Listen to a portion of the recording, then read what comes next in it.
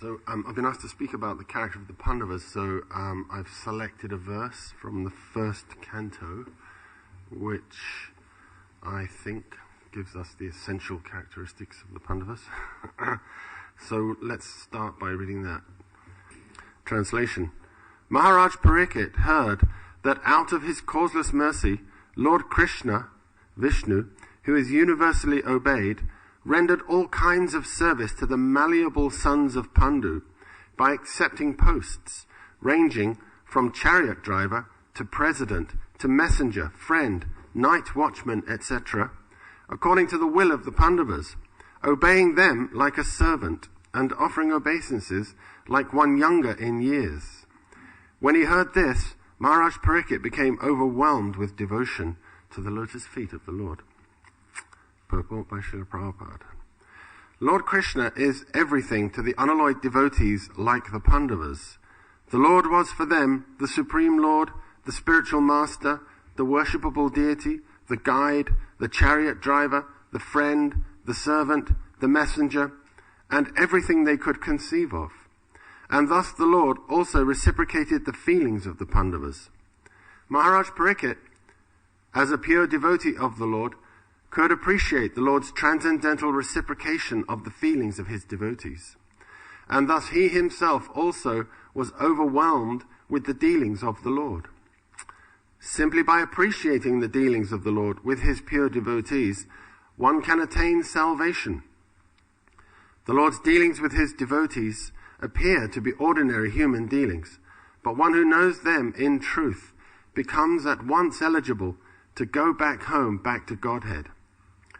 The Pandavas were so malleable to the will of the Lord that they could sacrifice any amount of energy for the service of the Lord. And by such unalloyed determination, they could secure the Lord's mercy in any shape they desired.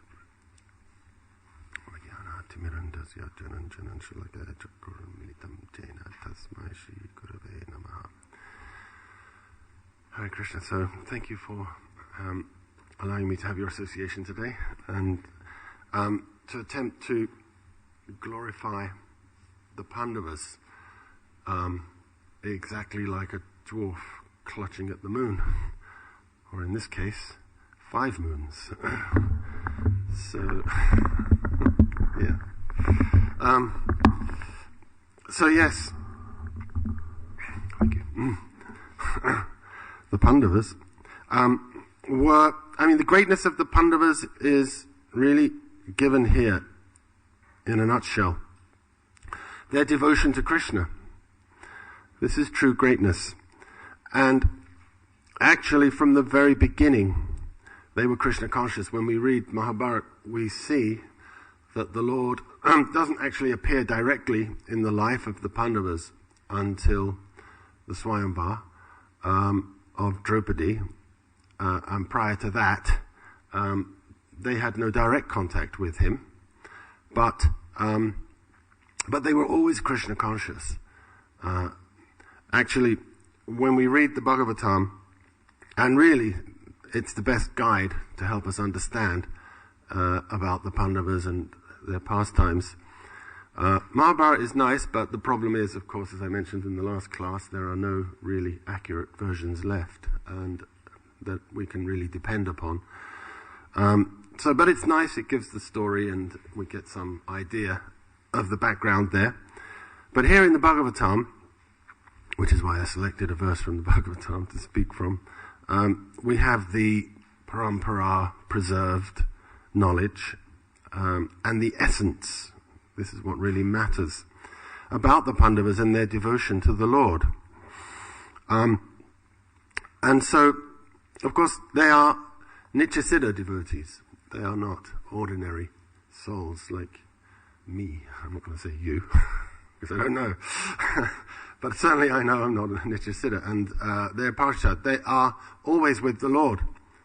So even as we speak somewhere, they are currently enacting pastimes with the Lord for his pleasure. And they come always. The Lord's devotees accompany him when he comes to this world to assist him in his pastimes, and the Pandavas are of that category. Nityasiddha. And so, from the outset, they were giving us lessons, very valuable lessons. The Pandavas are especially wonderful examples for us to meditate on. Actually, I heard a class recently where Srila Prabhupada said, it is more powerful to hear about and discuss the Pandavas. Actually, he mentioned the Pandavas than it is Krishna directly. This is the potency of the pastimes of these great devotees. And I spoke earlier in the week, or maybe last week, to some devotees about calamities, and calamities were really what defined the life of the Pandavas, and so many things, of course, continuously. And there's a nice verse in the Bhagavatam, well, there's a couple actually, but there's where Queen Kunti is offering her prayers, and she enumerates the things, Vishan Mahagne Purushada Darshanad, the different things that they encountered. Asat Sabaya Vanavasa Kritrata Mride Nika Mahara Tastrato Dronyastratas Chatsmahare Birakshata. So Vishan, and the first thing, poison, that the Pandavas were, the attempt was made to kill Bhima. Futile attempt to kill Bhima is always going to be futile with Bhima. He's a great, powerful expansion of Vayu. And, the Pandavas are, of course, gods practically. They were sired by the gods. So they were half man, half god, so to speak. But really, they were very godly in every way. And godly power. So Bhima, we know the story. He was, they attempted to poison him. Vishan.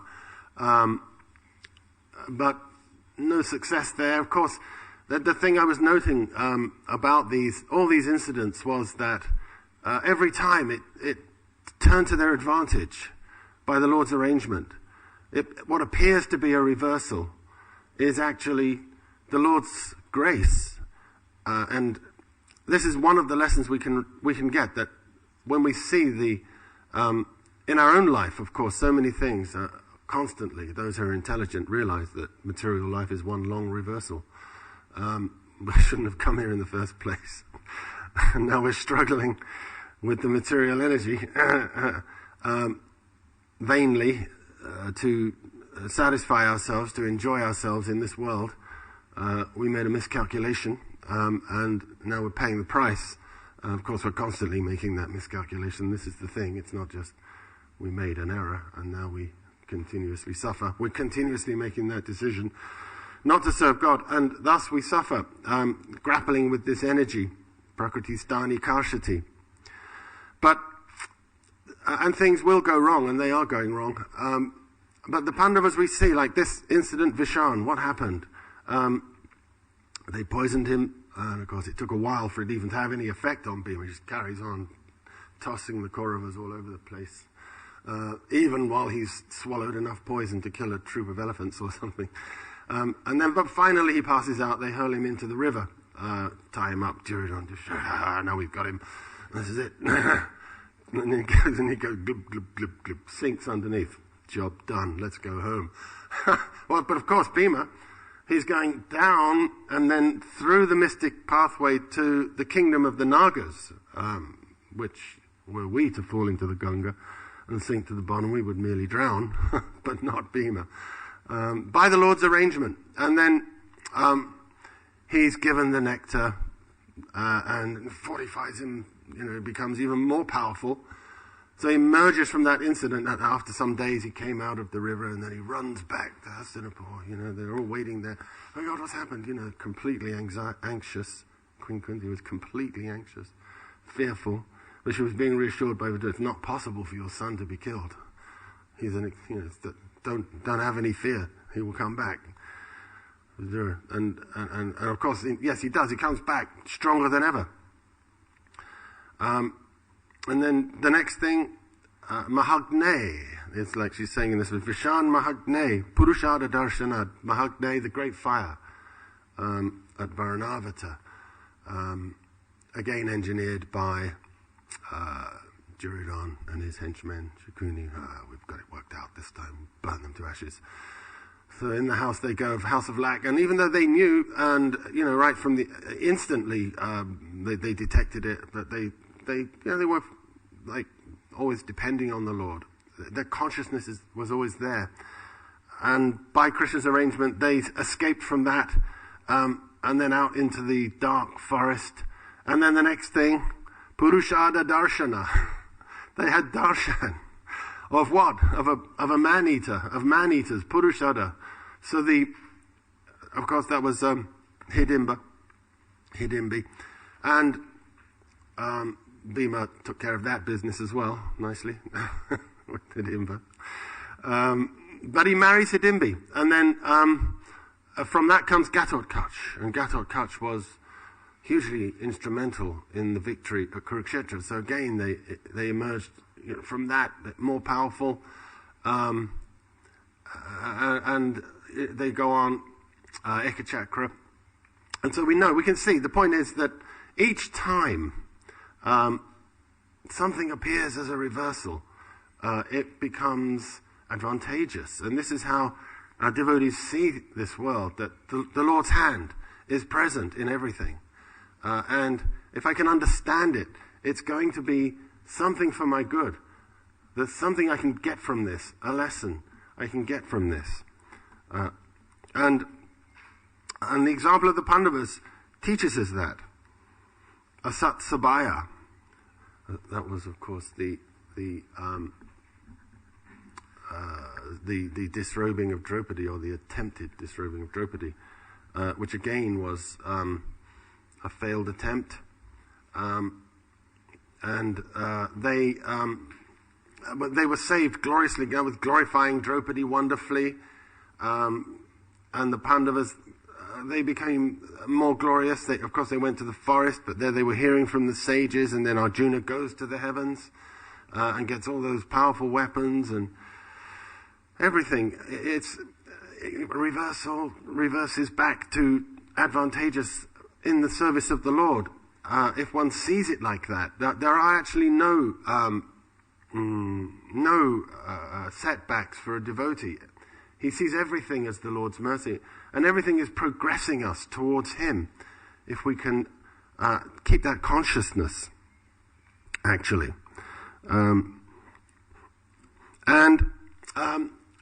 Even after she's spoken this verse, like Queen Kunti, this was at the time when somehow or another, and I still haven't worked out quite how this happened, the Brahmastra came at Uttara while Parikshit was in the womb. He was, by then, of course, he'd been dismissed, right? He'd had his top knot cut off, so the chronology is difficult to work out here. But anyway, the Dronastra. So at that point, this is when Queen Kunti, just after that, is offering the prayers. And she's remembering all the incidents. It's now finished. Everything's over. The war's finished, and there was the final attempt made. Parikshit tried to kill. Drona tried to kill Parikshit. Not Drona, Droni. Sorry, my apologies. Ashvatthama, his son, attempted that, and the Lord saved Parikshit. But then, she enumerates all the incidents, and then finally, Vibhadakshantu tat shashvat, tatra tatra jagat guru. She's praying. She's saying to the Lord that all of these incidents, apuna bhava darshana, they help us. They bring about the end. Apuna bhava. They bring about the end of our material birth and death, because they force us to remember you, to see you. Because of these incidents, we saw you. You came. Of course, he did physically come numerously on many occasions. He came with the Pandavas. He was personally present so many times, and she remembers all of these different incidents, and she prays, let them happen again.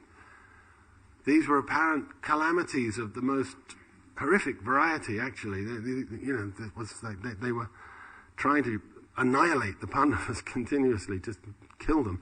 And Durvasa, give them some hellish curse that would create all kinds of problems for them. Everything was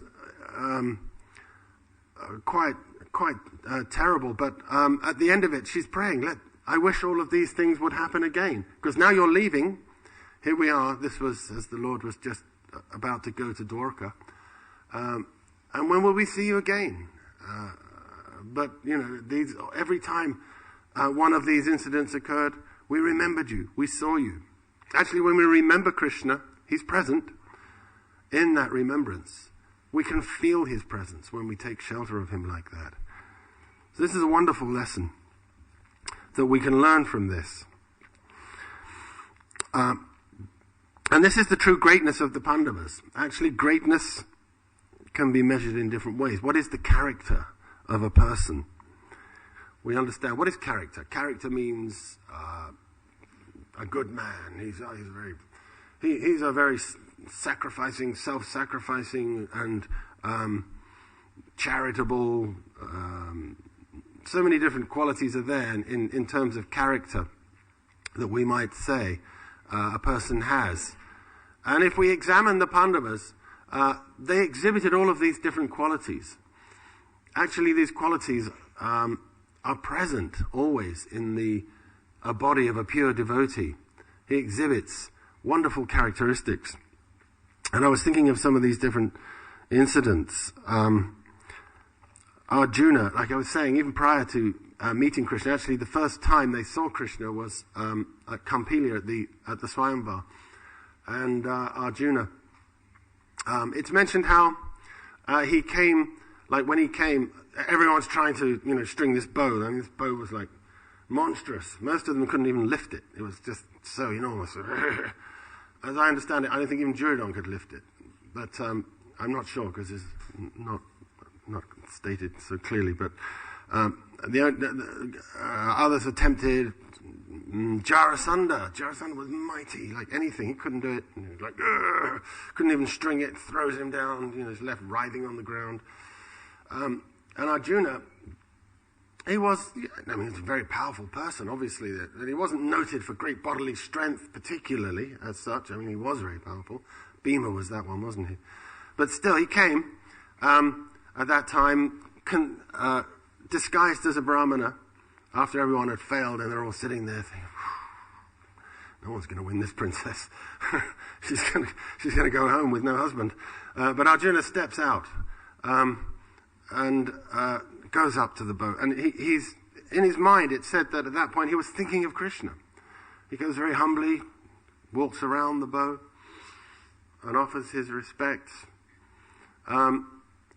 And the difference in approach, like Karna, he'd gone up, they'd actually strung the bow, and it was and the Pandavas were watching Karna, they were thinking, that's it. No, actually he did succeed. The princess has won. Already she's won. As soon as they saw Karna, it was like a walking cliff. It was like a massive person. He picked up the bow, no problems. But he was he's arrogant. He was always a very proud person. When he first showed himself at the martial exhibition, he comes up.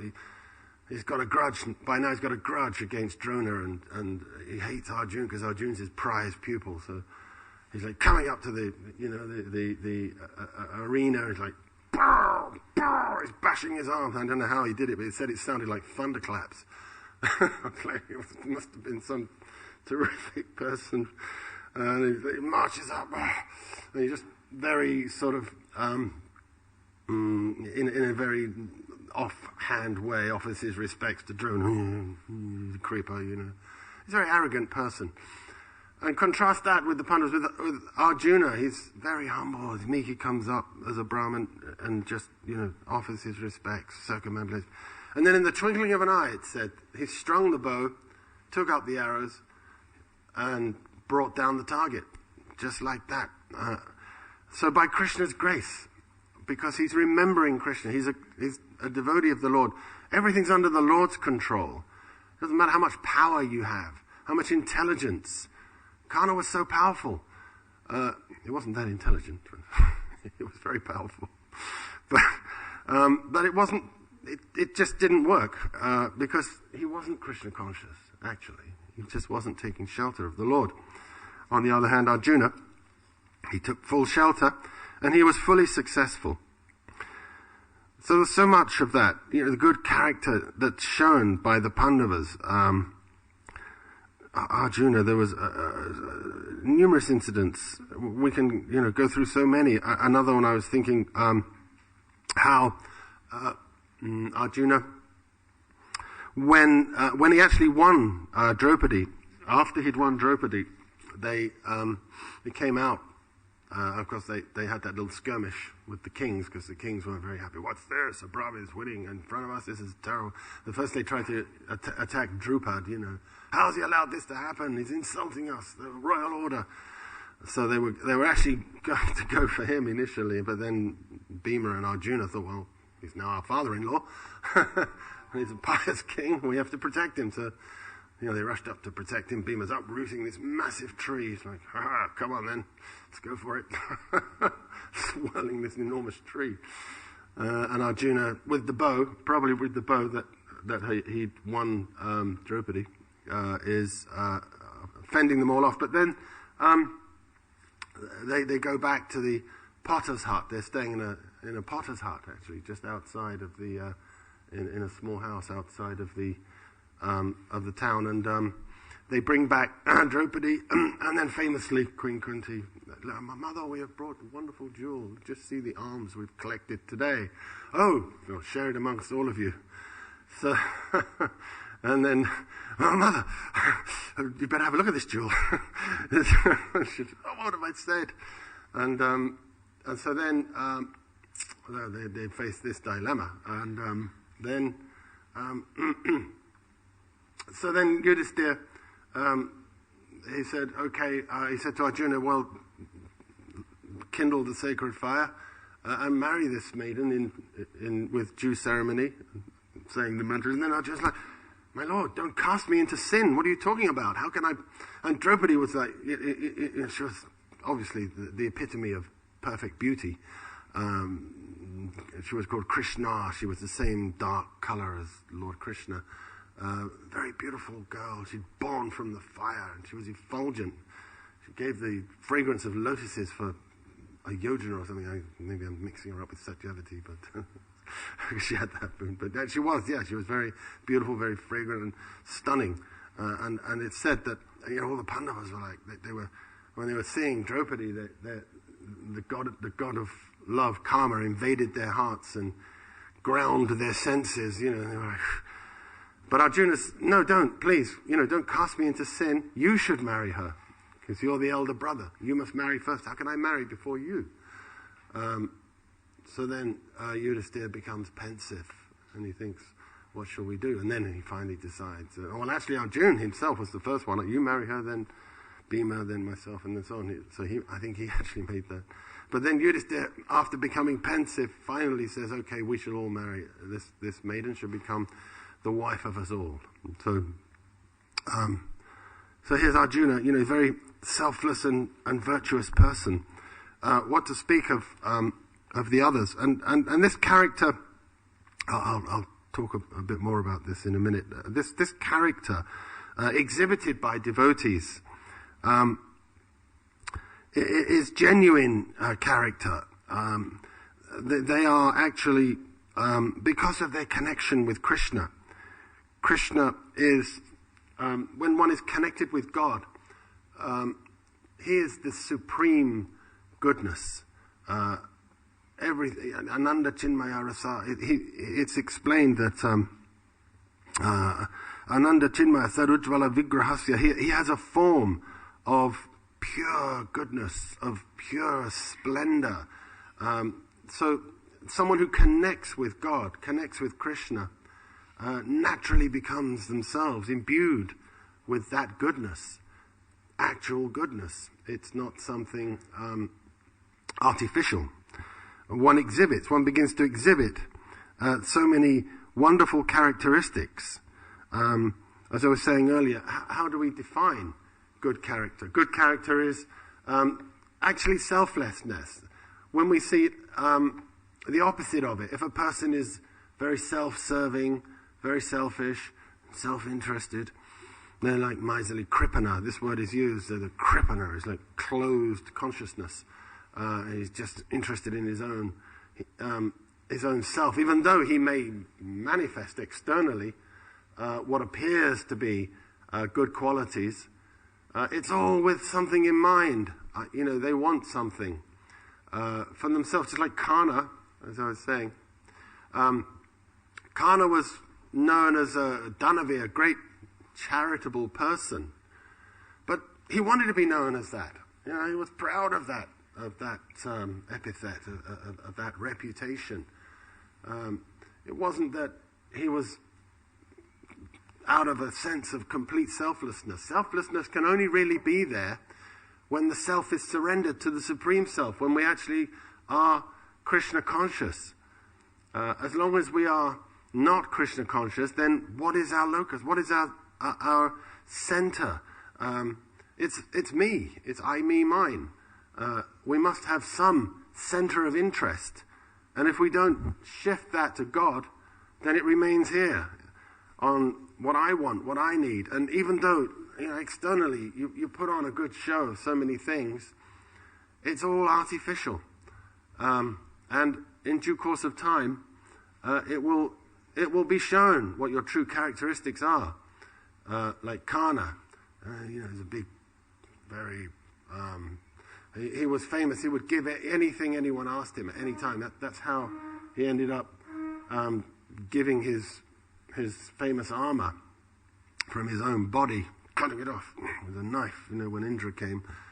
But when the chips were really down, he would display his character like with in the Asat Sabaya, Jaya Shishi Radha, Gokulananda, Sitaram, Lakshman, Hanuman, Ki Jai.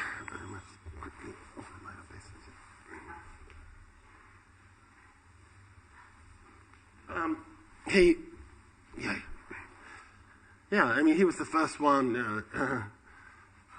Disrobe this woman. What does it matter? Whether she's now a slave, and he was he was a nasty person at times. I know he's very popular amongst some people. In India, he's often the tragic hero of the Mahabharat. But actually, he was not. He was a demon, and he exuded those demonic qualities that come out when one's self-interest is threatened. Then it's like, I'll do anything, just to achieve my ends. On the other hand, the devotee, he never turns like that. You can put any kind of pressure on them, and this is the glory of the Pandavas. And they will never sacrifice virtue under any condition. Like Yudhisthira. I was reading that story about Yudhisthira, how, the lake of death. That time, then Yudhisthira was one by one. Of course, we know the story. The Pandavas, they went to this lake to fetch water, and the lake was actually being presided over by Yamaraj, by Dharmaraj, by the and he. This was all part of the glorification of the Pandavas, actually. But one by one, they went there, and the Yaksha, who was Dharma, said, "Don't drink this water because you'll regret it." So, what do you think you are? Because they're Kshatriyas, so they exhibit this Kshatriya nature. Whoever you are, come out, show yourself, and we'll see whether or not I'm going to drink this water.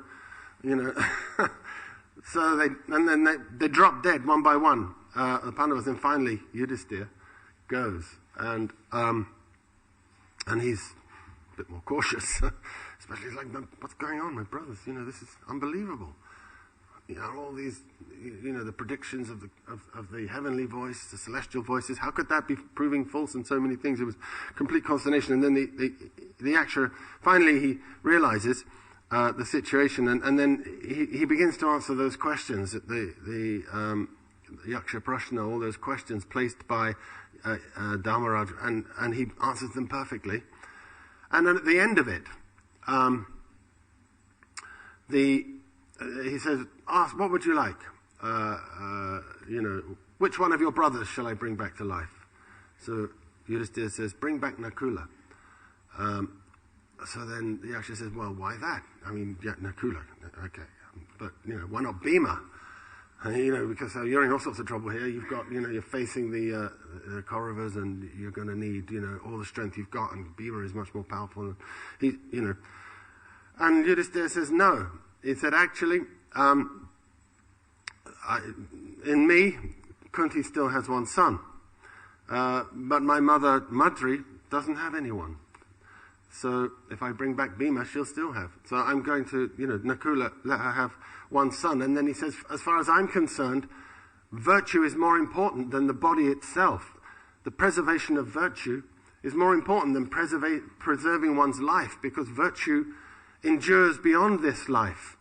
And actually, one who protects virtue is protected by virtue. And those who destroy virtue are destroyed by it. So why should I destroy virtue? For the sake of profit, gain, and other considerations, worldly considerations. So, of course, when the Yaksha heard that, he said, well, I shall bring all your brothers back, because you've exhibited such wonderful consciousness here. And he brought all his brothers. They all came back to life at that point. And Yudhisthira was massively, Dharmaraj, he was called Dharmaraj himself, so virtuous was he, that even everything's been taken, and they're cast into the forest. They've lost everything. And they're sitting there, and Krishna comes with Satyaki and others, and they're like, what's going on? Right, that's it, we're going to go there to Hastinapur.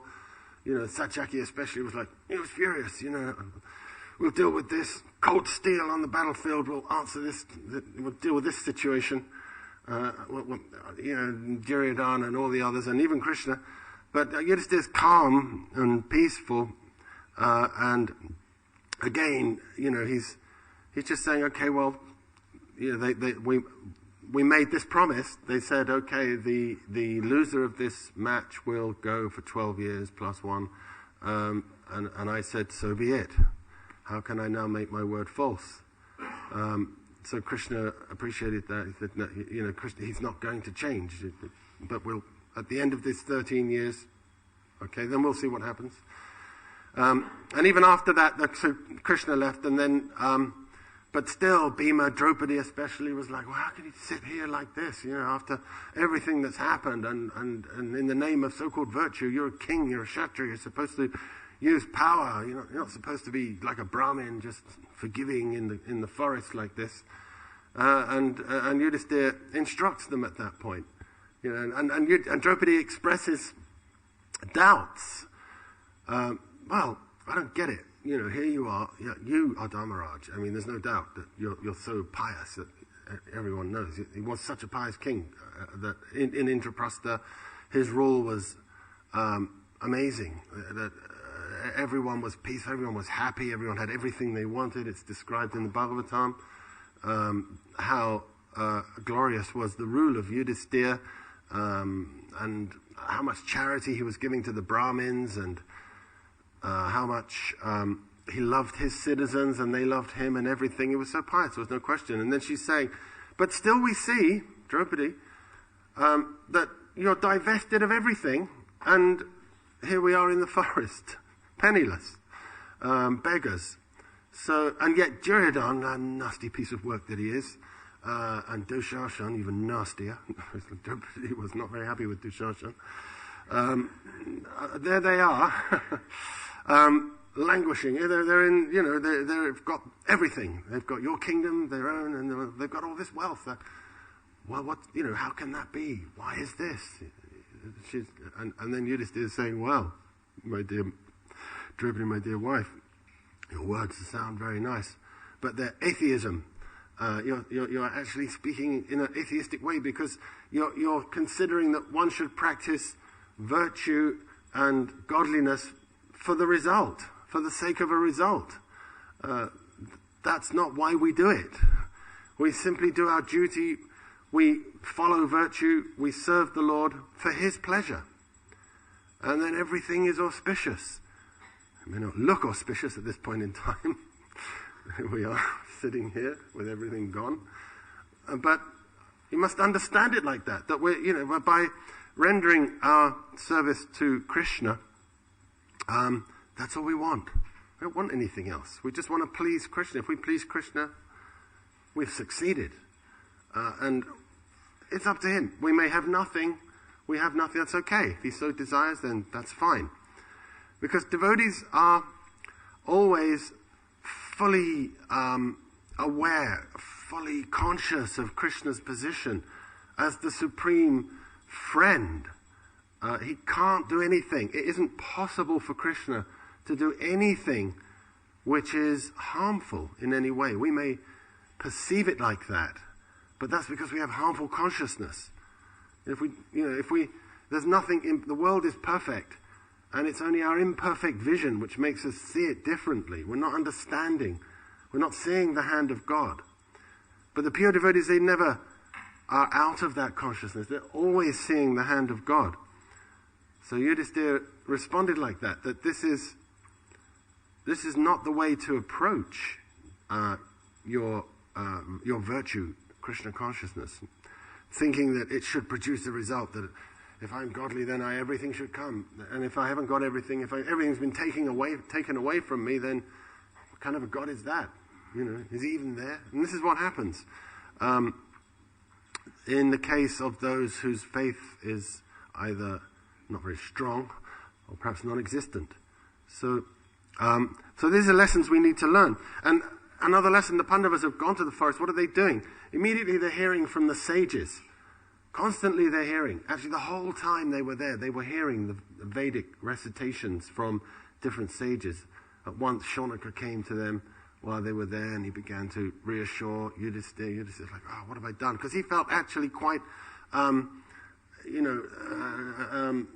he felt bad. He felt guilty. He felt like, it's my fault, this whole calamity. On the one hand, he's thinking like that because of his humility.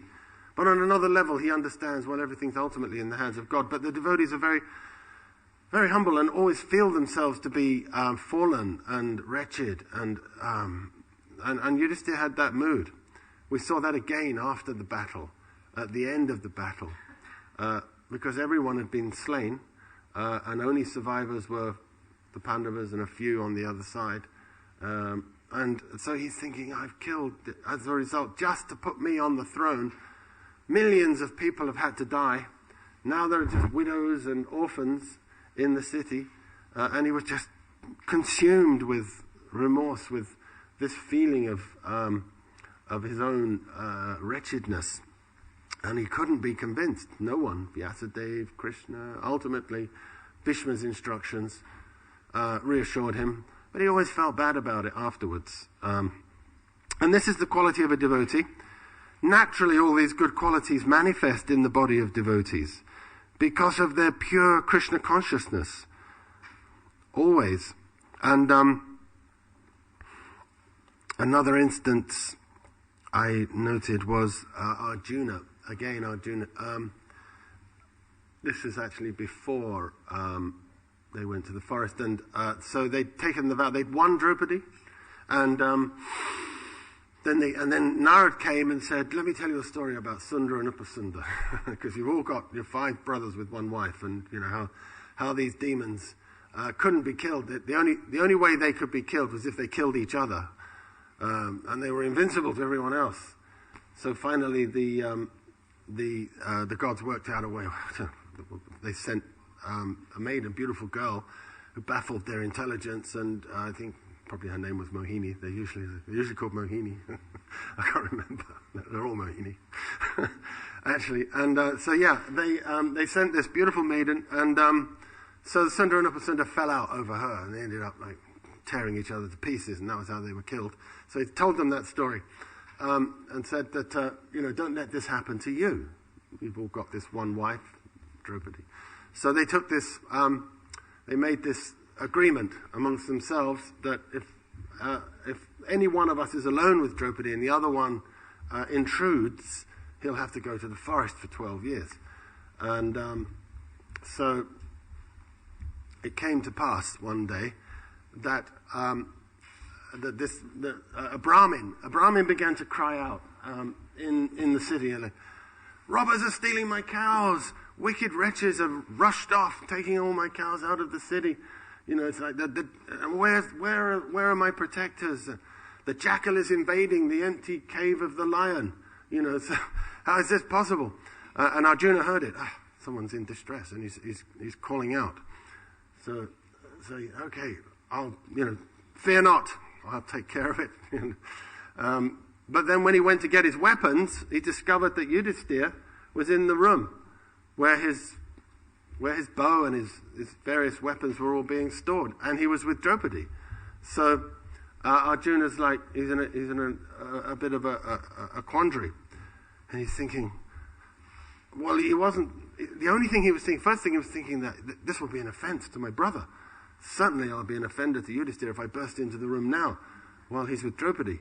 But then he began to think further. He thought, well, but if I do that, an exile in the forest will be my lot. Well, that doesn't matter. But the thing is, and then he's thinking, but Yudhisthira's virtue will be diminished. If this Brahmin is not protected in his hour of need, then Yudhisthira's virtue will suffer a diminution. And that's not possible. It says, let me go in. I don't care if I go to the forest and die there. Again, he's thinking in those terms. Let me somehow preserve the virtue of my brother. So he went into the room. And then, of course, that resulted after that in his having to proceed to the forest. Again, this is a reversal, apparently. I mean, Yudhisthira, like, when he heard it, he said, what are you talking about? No, don't worry about it. I didn't take any offense at all. It's fine. You just stay here. No, Arjuna is saying, but you have told me many times that virtue should be practiced without any quibbling. Just immediately, as soon as you ascertain what is to be done and what is not to be done, you do it. You don't hesitate for a moment. So then Yudhisthira gave his permission reluctantly, and Arjuna went. And then, of course, that trip resulted in yet still more advantageous benefits, more advantages for the Pandavas, that he meets Ulupi, marries Ulupi, and then has a son by her, then Chitrangada, and that son Iravan, right, he was involved in the war again. Babruvahan, later there's some incidents, but then of course he finally comes to Dwarka, and there he's he was given other boons, wasn't he? And then he came to Dwarka and married Subhadra by the Lord's arrangement. So again, this is everything's really developing by Krishna's arrangement, so that the Pandavas can more and more become more powerful. So that because the whole idea really that the Pandavas come with Krishna in order to annihilate the demons. The Krishna's yada dharmasya glani bhavati. He comes to establish religion, parichanaya sadhunam vinashaya cha duskritam, to annihilate, to completely uproot and destroy the demons. So Pandavas are very instrumental in that mission. That's their specific external service to the Lord. And so the Lord is arranging everything like this. And he's arranging it at the same time, making it appear like, these are reversals in their life that are happening. So we get this other wonderful lesson at the same time about how to deal with these situations. Just take Draupadi. Draupadi's situation at the Asat Sabha, when she was being insulted by the Kauravas and Dhritarashtra. Dhritarashtra was a very mean-minded person, actually, and he's a bit of a conundrum. But he's sitting there, and this is going on. And is the stake won? Is the stake won? And that even Draupadi. And finally he comes to his senses, of course. He's a strange person. He's very attached. He's very weak-minded, Dhritarashtra.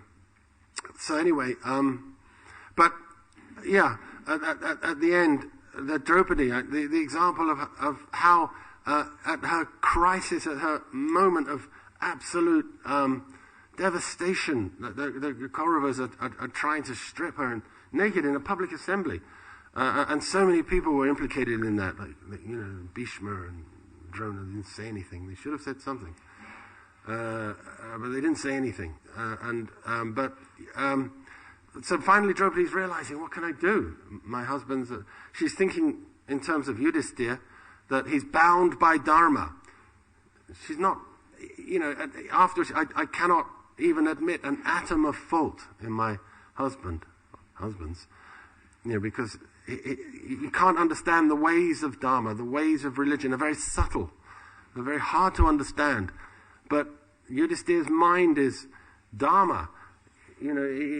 Previously, at the time of selecting, of marrying Draupadi, when Drupad had expressed concern, 5 husbands, 1 wife. This is a bit unusual, don't you think? And then Yudhisthira saying, well, it's not possible for my mind to contemplate irreligion. And it's in my mind, it seems like it's actually okay. So therefore, it must be okay. Just on that strength, Of course, then Vyasadeva comes and explains the background and the history and everything. So it was okay. It was perfectly okay. But again, coming back, the Dharma, Draupadi, she's completely seeing this as the Lord's arrangement. So finally, she's caught there, and Dushasana, wretched person, is trying to undress her, and she throws up her arms. Hey Govinda, hey Dwakavasi. She's calling out to Krishna to save her, taking complete shelter at that time. She's not thinking there's no other recourse other than the Lord. And of course the Lord comes. He jumps off his throne and rushes out of his palace and goes on foot. He said he went on foot, to save Draupadi. And he saves her wonderfully and glorifies her as a result. Again, it turns into her everlasting, eternal glorification. And we see again and again, this is the real lesson I think we learn from the example of the Pandavas, which is to take shelter of the Lord. Contrast that, to always have full faith in Krishna, to always see that Krishna's Bhaktaraya Yagita Sarvalokameshwaram Suridam Sarvabhutanam. He's always the friend. Even though they lost everything taken away, their wife is virtually insulted, and they're given so much hard times. At no point are they losing their faith.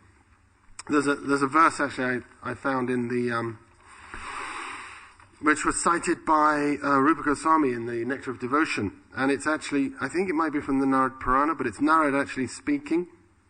And he's saying that, my dear Mukunda, he's talking to Krishna, although you are the Supreme Personality of Godhead, the all-powerful person, by making friendship with you, the Pandavas have become bereft of their legitimate right to the kingdom of the world. So because they were devotees, he's saying, by making friendship with you, they've lost everything. This is the thing you can expect when you become Krishna's devotee. It takes it all away. But, because the demons, they hate the devotees. And this was Duryodhana's problem. It said that he was actually a very righteous, so-called upstanding person. Again, this is the virtue of the demons, that they can put on a very good show, especially when things are going okay. But underneath it all is this complete selfish mentality. So, his big problem was he was envious of the Pandavas. Small problem. Yeah, right. They're pure devotees of the Lord. And, he hated them. So, and this is the thing, you become a devotee instantly. Prabhupada says you have so many friends and you also have so many enemies. Because Krishna has so many friends and so many enemies. So if you align yourself with him, then you're in that camp now. So as a result, it's saying this, Narad, that they've lost everything. By making friendship with you, they've lost their right to the kingdom. Moreover, they are now living in the forest incognito. Sometimes they must work as ordinary laborers in someone else's house. So Virat, they became like Shudras almost, working in the kingdom of Virat. These symptoms appear to be very inauspicious materially, but the beauty is that the Pandavas have not lost their faith and love for you in spite of these tribulations. In fact, they're always thinking of you and chanting your name in ecstatic friendship. So this is actually the character of the Pandavas, that it doesn't matter what happened to them, that there could be any kind of so-called setback or reversal. And they're not losing their faith. They're not blaming God. And you can contrast that with, Dhritarashtra and Gandhari at the end of the war. It's like they understood. Well, okay, Vishnu, you're God, but, why did you let this happen? My 100 sons, all dead. And she cursed him. You'll die yourself in a fratricidal war in the future. But the Pandavas, they knew who Krishna was. They understood. And yet, they never lost their faith. Like Arjuna, during the battle, his son Abhimanyu is killed. And Krishna was personally there, present. And not for a single second does Arjuna say, well, Krishna, why did you let that happen? Why did you let Abhimanyu get killed like that? No question of that. Because they have full faith in Krishna, that he's infallible, that he's always good, that everything he does is perfect, and he's never going to do something which is harmful in any way for anyone at all. And only he can understand that. Krishna is the omniscient person, and the surit, the friend in the heart. So whatever's happening is good. Take Draupadi.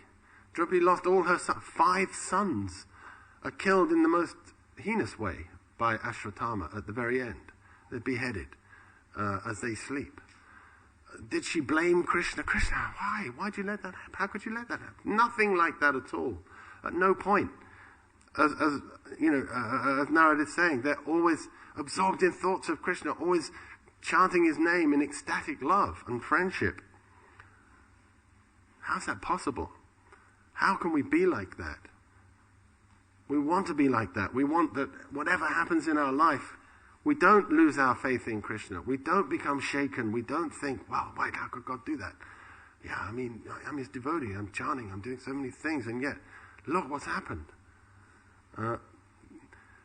Because this is the faith that they have, that they're fully absorbed in thoughts of the Lord and knowing his actual qualities.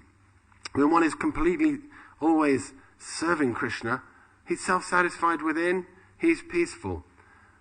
But this is not an easy, it's to attain this consciousness. We have to work on it, actually. And again, the example of the Pandavas, always hearing, wherever they go. Like, Yudhisthira, apparently he exhibits doubts.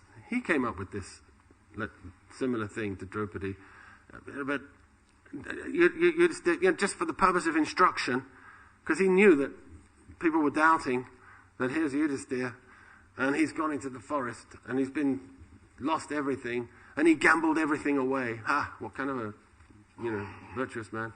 And they may have had these thoughts. So he also asked that question, and Shaunaka is asking him that question. Shaunaka's explaining philosophy of Krishna consciousness. And other sages, Markandeya Rishi, many they met in the forest. Vyasadeva himself comes. And they're always discussing the philosophy of Krishna consciousness, hearing the philosophy of Krishna consciousness, which is, this is the example. And this is how we can ourselves get that consciousness of firm faith. Firm faith doesn't just come because I want to be faithful. Yes, Krishna's God. Whatever happens, I'll always have faith in God. But then when we come under the pressure, when the pressure comes on, and if we haven't been fortifying our intelligence by hearing about Krishna, by immersing ourselves in the philosophy of Krishna consciousness, we'll be shaken. We'll be naturally shaken, just like we saw the examples of the demons in Krishna's presence. They can't understand it. They become bewildered, and they become like Gandhari. They curse Krishna. So we don't want to be like that. We don't want to be cursing Krishna at any point. How could you have let this happen, my dear Lord? So follow this example.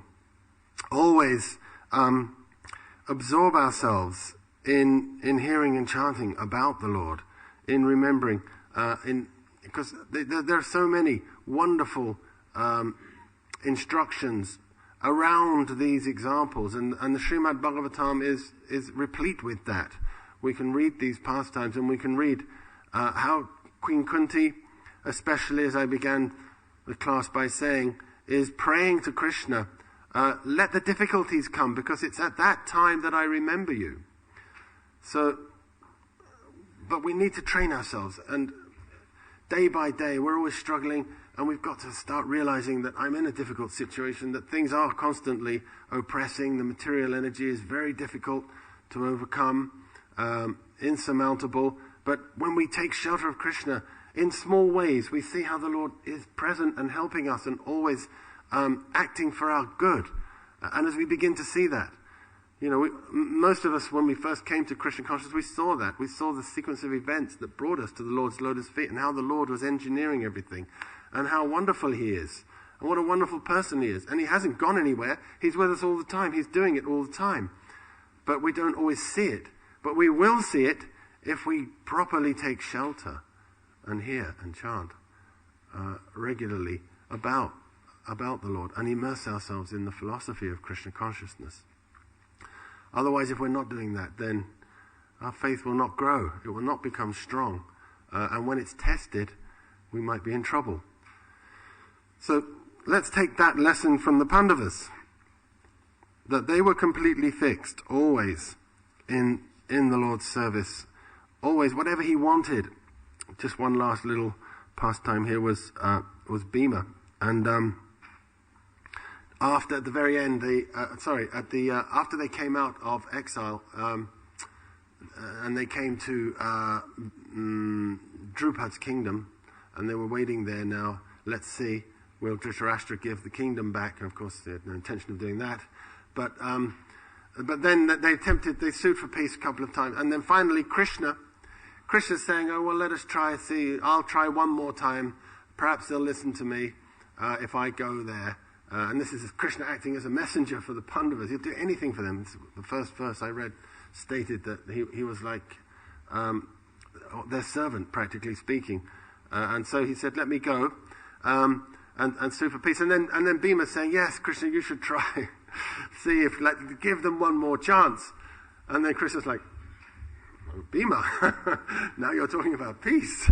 This is completely out of character for you, is it not? This is like coldness in fire." It said, to see you. Lightness in the earth. He said, previously we saw you during the time that, you were waiting for this moment when you could actually fight the Kauravas. And sometimes you would sit for hours at end, just holding your head. And other times you would be laughing crazily. And you'd be pounding the earth, repeatedly, because he said, all this is anger. This is the signs of anger. This would be Bhima. He was so he couldn't wait. It was like trying to deal with his anger. So he's beating the earth. Imagine this Duryodhana's head. But now you're saying peace. So it was mocking him, chiding Bhima. And Bhima said, "Don't think that this is cowardice, Krishna. It's because you want peace. If you want peace, then okay." So he was malleable. Even against his own nature. His nature was, rip them to shreds.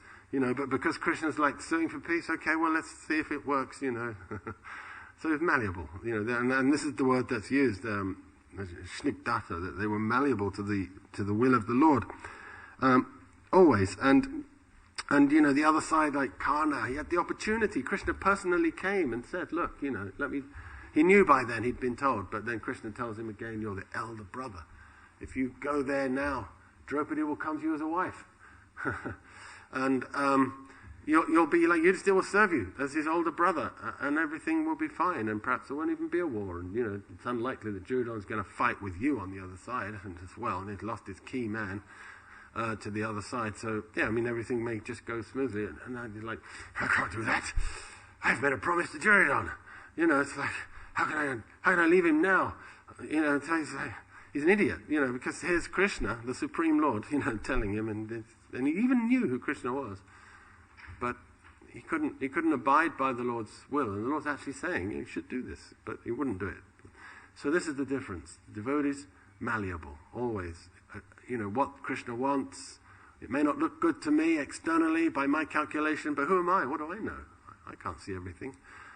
I don't know what the Lord's ultimate desire is, what his will is. Finally, maybe it will be revealed, certainly, but, you know.